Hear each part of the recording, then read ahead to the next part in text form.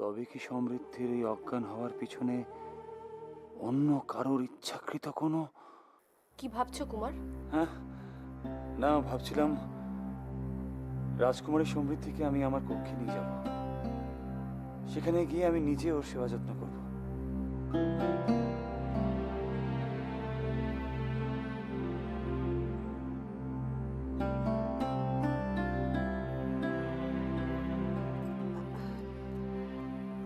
না মানে মহানামা, তোমার কক্ষে সমৃদ্ধিকে নিয়ে যাবে?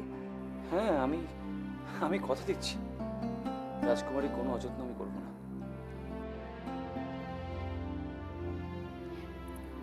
ভাই কাকা, তোমার প্রস্তাব অতি উত্তম, কিন্তু বোধহয় তোমার নিয়ে যাওয়া উচিত হবে না, কারণ সেবা যত্নের বিষয়ে তোমার তো কোনো পূর্ব অভিজ্ঞতা নেই।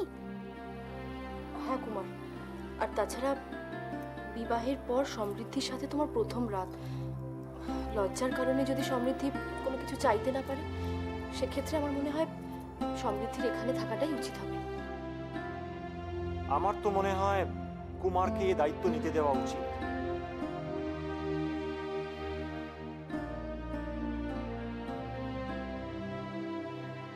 এ তুমি কি বলছো?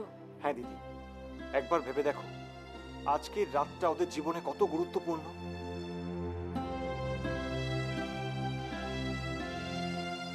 আজকের রাতটা রাজকুমার আর রাজকুমারীর জীবনে কোনোদিনও ফিরে আসবে না। তাই আমার মনে হয় যে করেই হোক আজকের রাতটা ওদের একসঙ্গে থাকতে দেওয়া উচিত।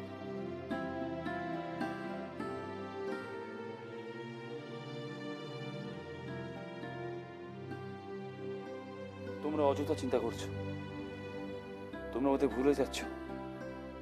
রাজকুমার হিসেবে অন্য সকল বিদ্যার পাশাপাশি আমাকে সেবা শুশ্রূষার বিদ্যাও শিখতে হয়েছিল। এ কি ঋদ্ধিমণির হাত ঠান্ডা হয়ে যাচ্ছে কেন কেন? সমৃদ্ধি, সমৃদ্ধি, সমৃদ্ধি, সমৃদ্ধি, সমৃদ্ধি,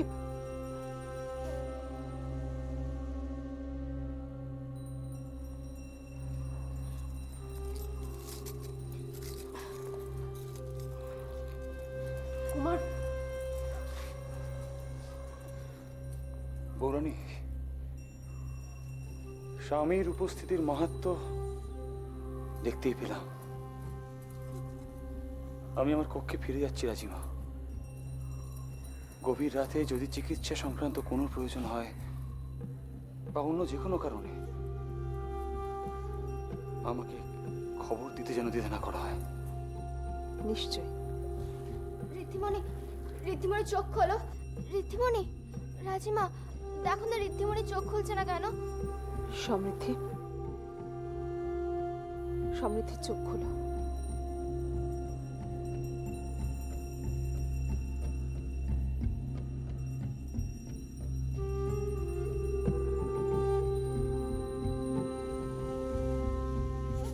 রাজকুমারী এখন যদি দিদির সামনে কিছু বলে বসে তাহলে কিন্তু অনর্থ হয়ে যাবে।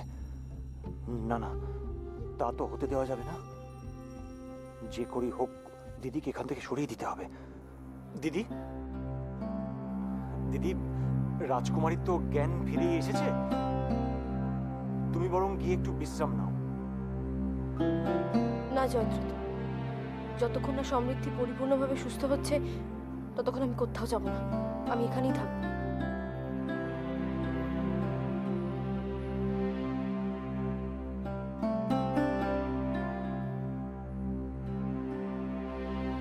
ঐশিকা, ঐশিকা, আমি বলছিলাম যে তুমি যদি এখানে বেশিক্ষণ থাকো তাহলে কিন্তু প্রাসাদে সকলে জেনে যাবে যে সমৃদ্ধি অসুস্থ হয়ে পড়েছে। উপদেশও হয়তো চিন্তা করবে, চলে আসবে। তাই আমি বলছিলাম তুমি এখন যাও, গিয়ে একটু বিশ্রাম করো। সমৃদ্ধির তো জ্ঞান ফিরে এসেছে, যদি কোনো প্রয়োজন পড়ে আমি নিশ্চয়ই তোমাকে ডাকবো। ঠিক আছে রাজিমা, আপনি যখন বলছেন, তবে কোনো প্রয়োজন হলে কিন্তু আমাকে অবশ্যই খবর দেবেন। নিশ্চয়ই।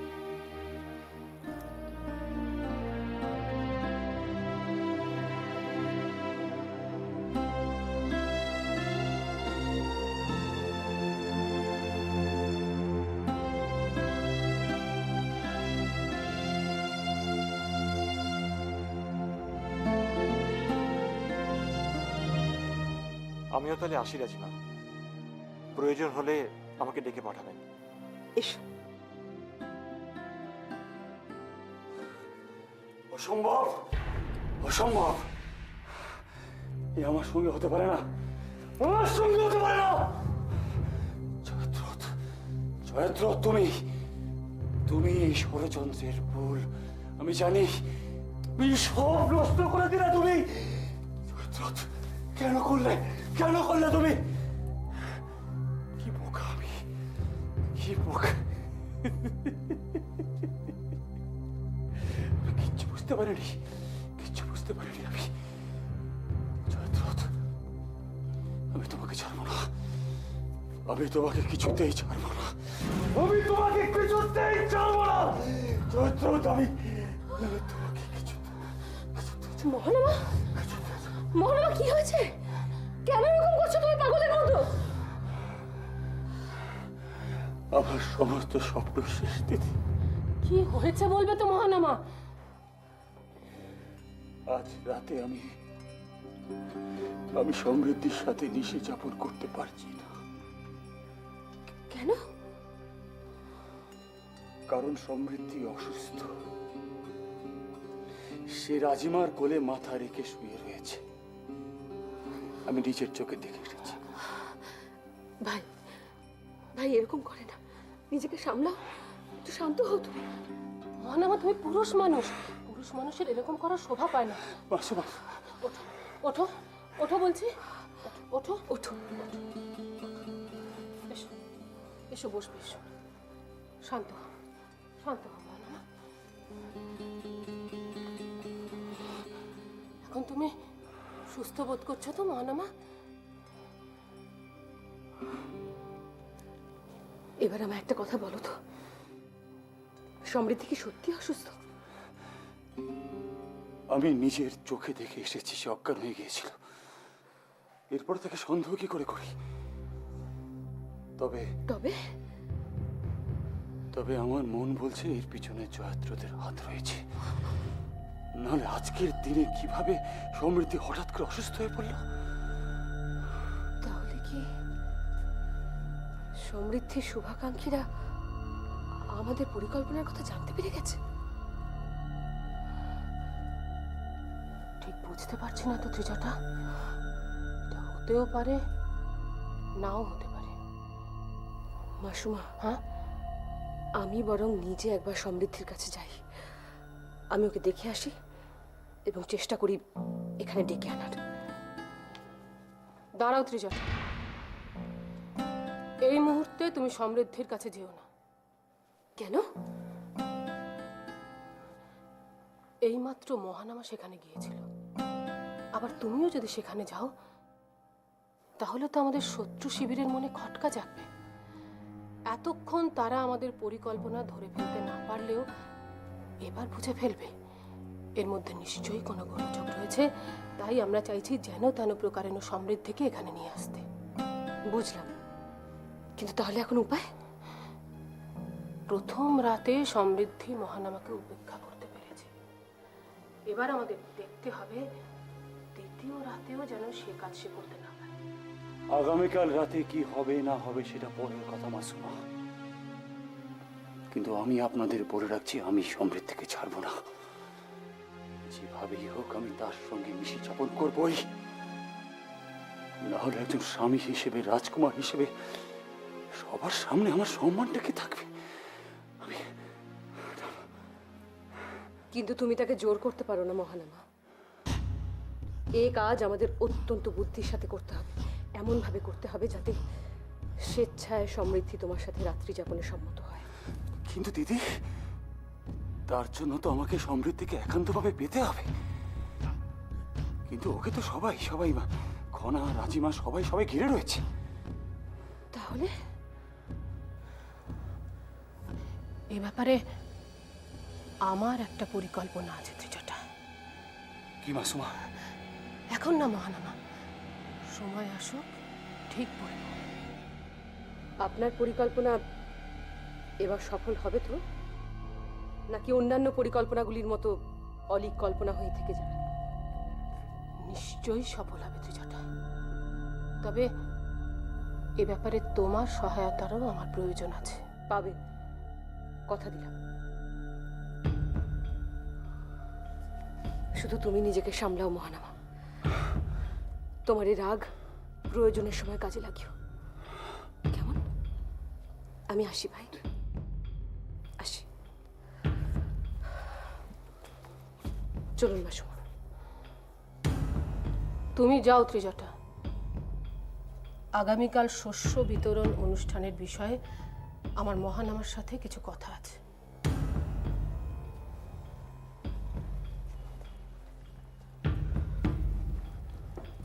শোনো মহানামা, তোমাকে যেন তেন প্রকারেণ সমৃদ্ধিকে একটা স্বল্প মেয়াদী ভ্রমণের জন্য রাজি করাতেই হবে। কেন? সেটা বোঝার মতো বয়স এবং বুদ্ধি তোমার নিশ্চয়ই আছে। একান্ত ভ্রমণে যখন তোমরা যাবে, তখন নবদম্পতিকে কেউ বিরক্ত করতে পারবে না মহানামা। আর সেই সুযোগে তুমি অসাধারণ মাসুমা, অসাধারণ। সত্যি এক উত্তম প্রস্তাব। আপনি তো এটা দিদির সামনে বলতে পারতেন। তিনি শুনে কতটা খুশি হতেন, স্বস্তি পেতেন। তোমার দিদির কোনো ভরসা রয়েছে? সে রাগের মাথায় কি করে বসে সে নিজেও জানে না। হয়তো এই পরিকল্পনার কার্যকারণ নিয়ে আমার সাথে বিবাদ বাঁধিয়ে বসতো। আমি তাকে সময় মতো ঠিক বুঝিয়ে বলবো মহানামা। বুঝতে পেরেছি। মনে রেখো মহানামা, যেন তেন প্রকারেণ খেলায় আমাদের জিততেই হবে।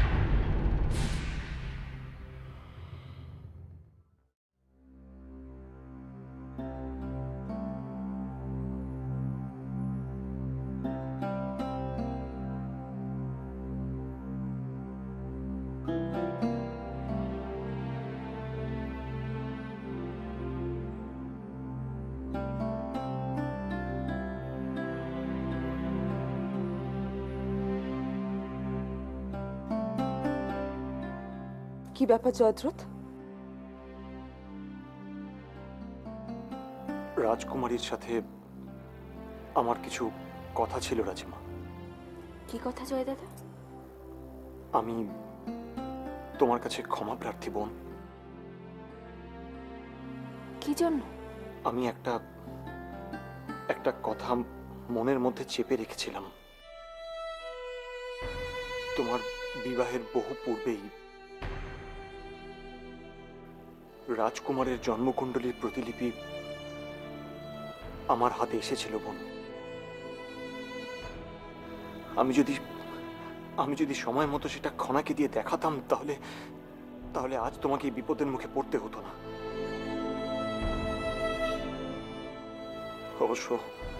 অবশ্য আমি যা করেছি, তবে বিশ্বাস করো, আমি যা করেছি তোমার ভালোর কথা ভেবেই করেছি। তোমার চোখে আমি নবজীবনে যে আনন্দ দেখেছিলাম, সেই আনন্দ আমি নষ্ট হতে দিতে চাইনি বোন। তবে আমি এখন বুঝতে পারছি, দাদার যে গুরু দায়িত্ব আমি কাঁধে নিয়েছিলাম, সেই গুরু দায়িত্ব পালনে আমি সম্পূর্ণরূপে ব্যর্থ হয়েছি। জয়দ্রথ, তুমি যা করেছো তা তো মহৎ উদ্দেশ্যে করেছো। সত্যি যদি কারোকে দোষ দিতে হয়, সে তো আমাকে দোষ দেওয়া উচিত। আমি নিজে এই বিবাহে সকলকে উৎসাহিত করছি। রাজিমা, আপনি নিজেকে এভাবে দোষারোপ করবেন না।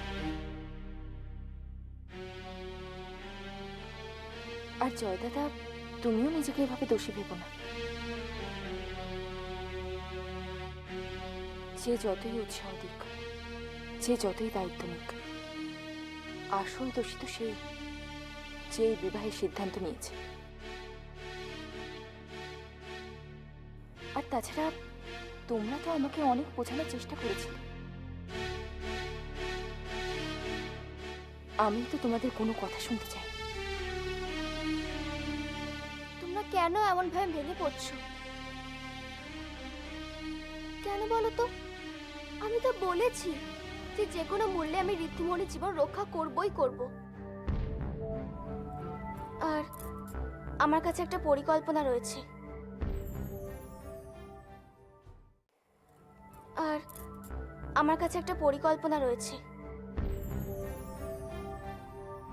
ঋদ্ধিমণির জীবন কিভাবে রক্ষা করব। তোমরা কি সেটা শুনতে চাও? হ্যাঁ, অবশ্যই খনা। তবে শোনো।